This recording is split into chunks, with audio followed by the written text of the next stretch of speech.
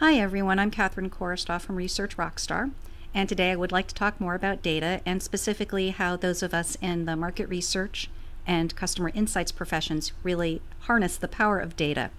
And for today, I'd like to focus specifically on probably one of the most critical parts of our process, which is how do we match our clients' needs in terms of specific information or their burning questions with different research methodologies so that we can really give them the best possible data for those specific needs.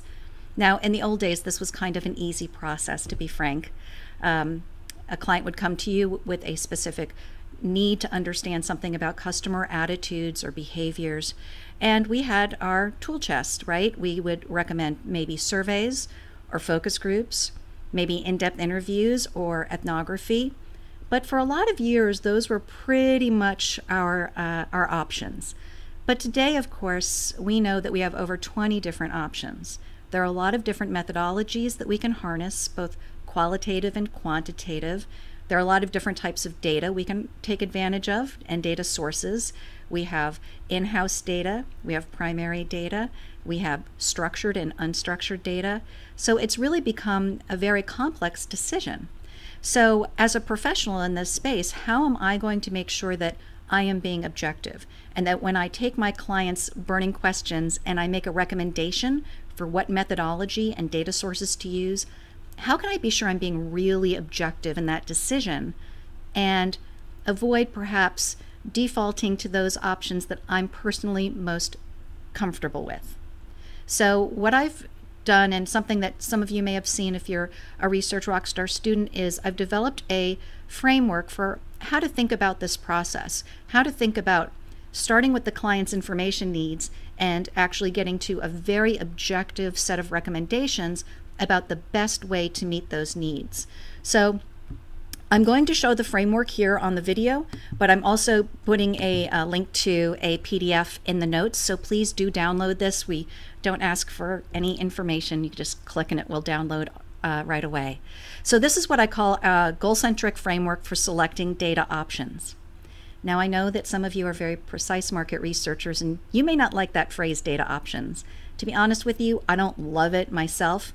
But the truth is that some of our options relate to specific methods and some relate to specific data sources. So I'm intentionally being a little bit vague here. So at a high level, when you look at this framework, what you'll see is at the very top, I've identified some samples of client questions. And you know what? I'm going to make that just a little bit bigger for you. There you go. But again, I recommend you get the PDF. So if you're starting here, what you'll see is on this first row, I've identified some sample questions. This is not an exhaustive list of all of the possible questions that professional market researchers get from their clients. This is just a good sort of variety of the types of different questions people have.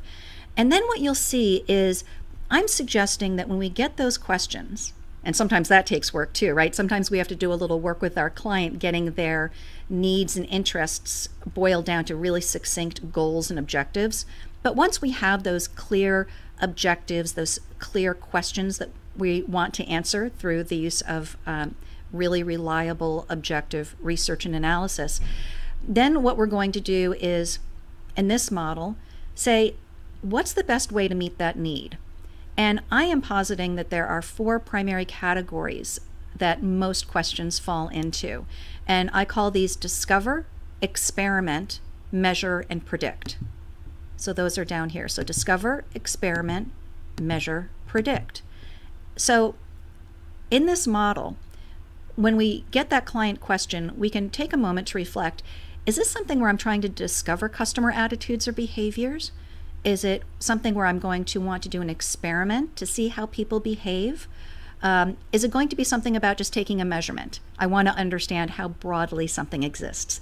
What percent of people in my target market have a particular source of pain, or what percent of people in this particular geography match a particular profile?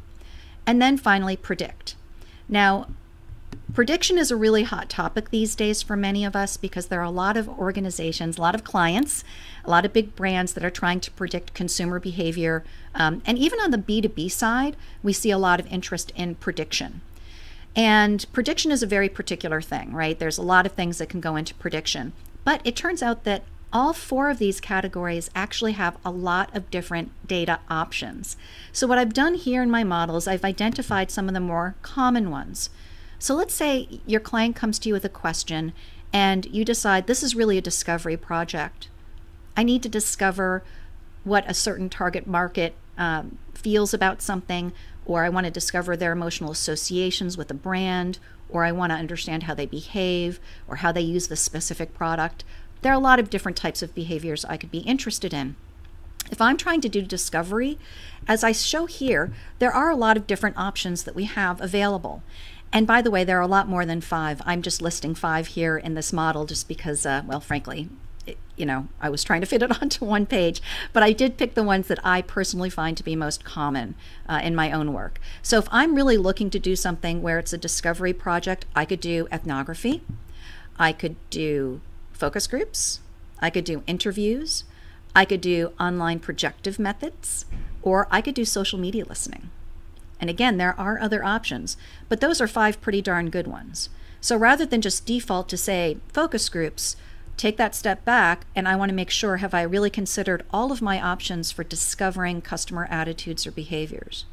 Now, if it's a project that's about experimentation, then there are other options. So if I'm trying to experiment, if I'm trying to do an experiment, then I have some other options here. I might be considering doing an experiment and then measuring the participants' responses using something like biometrics or facial analysis. I can also do experiments in store or using a virtual store platform, which is something that's really cool. If you've never seen a demonstration, they're really pretty impressive. And of course, you can do experiments online. And if you are working with a brand or your brand has a big e-commerce presence, there are cool ways to do experiments taking advantage of your e-commerce site. And then, of course, you can do experiments with surveys. If you have a project where you feel like really what you want to do is take a measurement, then obviously there are a lot of different options these days. You might have CRM data that you can leverage, e-commerce data, Google Analytics. If you haven't ever looked at Google Analytics as a data source, it really is pretty impressive. Scanner data or loyalty card data may be available to you. And of course, surveys. Surveys are a great way to take measurements. Again, this isn't exhaustive, but these are the 5 most common options I see when I'm looking at projects that will require me to take measurements of customer attitudes or behaviors. And then finally, in terms of prediction, there are a lot of things that happen in prediction. And while a lot of people assume that prediction is always a quantitative exercise, that's actually not always the case. So sure, we have prediction markets. I'm a big fan of prediction markets. We teach about those in a couple of our Research Rockstar courses. Predictive analytics, of course, very important discipline that many people are taking advantage of these days. But there's also prescriptive analytics that might be a little newer to you.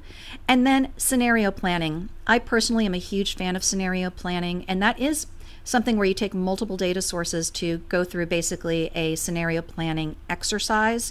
And again, that's a huge topic, but again, a very exciting way to come up with predictions of future customer behavior or market trends, frankly. And then, of course, secondary analysis. Many people work in industries where there are a lot of secondary sources for getting forecasts and that sort of information. So there are a lot of different options. What's really important here is just that we have that discipline, that we take that client question, again, starting way at the top, and that before we just jump to recommending what's the right data option, I'd like to say that maybe this is one option for making sure that we're being objective in our recommendations. To step back and say, okay, now that I know what the client really needs, is this really a discovery, an experiment, a measure, or a prediction? And of course, in some cases, they may need more than one. That's fine. But if I take that disciplined approach, I think that it will help me to make sure that I'm not just defaulting to those data options with which I happen to be personally most comfortable. And the reason why this is important is because the business decision makers, your ultimate clients, are people who now are extremely aware that there's a lot more data options available to them than just surveys, focus groups, and in-depth interviews. Many of them know from different functional areas in their organization. They've heard about, a lot of these different methods. They may have tried them. They probably have salespeople calling on them just about daily, trying to pitch some of these different things. And in some cases, sidestepping a market research or customer insights function altogether and going straight to a more executive level decision maker, maybe a CMO, that sort of thing. So the business decision makers are aware that there are a lot of options these days. So for us in market research and customer insights, it is a good idea for us to also be aware of what the different options are so that we are really objective when we match that client's key question to the different options. Just as one example, one of the questions I have here is, what customer service experiences lead to negative word of mouth? It's a very legitimate question. I absolutely have had clients who've wanted to know about that in the past. And in this case, I am saying, in my judgment, that's probably going to be something I'm going to want to discover or measure. So I either want to have this be a discovery project or I want this to be a measurement project. So then, again, just to make sure I'm being disciplined, let's go over and see what discovery is.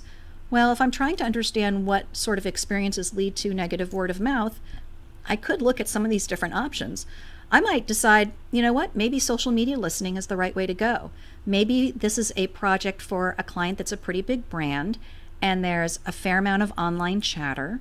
And can we see what people are just naturally saying? What kind of negative word of mouth is happening online? And is it obvious or can it be inferred what the experiences were that caused that negative word of mouth? The thing I do like about this is that this is an option where instead of asking people, I'm just harvesting what they're actually saying. One of the things that you'll notice in a lot of these different options and across all 4 categories is I'm trying to give you a mix of data options that include both self-reporting and more observational methods, because we all know that there are certain things that are hard for people to self-report accurately. So I hope you found that exercise useful. Again, this is just a model. It's just an option for us to use potentially to make sure we're being very careful and objective when we're making recommendations about what the right methodologies are. And by the way, once you get through one of these questions, you may find that more than one category applies. That's great. So for my negative word of mouth project, I might end up doing a combination of discovery and measurement. So maybe I have 2 or 3 different data sources and data options that I'm going to use in a single project. Then, of course, I might need to take a look at my budget and my time requirements to make my final choices. So obviously, that's something that's always going to be important. Sometimes we work with clients who have very short time frames that they need the data in, or they have very specific budget limitations, and that can obviously help to narrow down the number of choices even farther.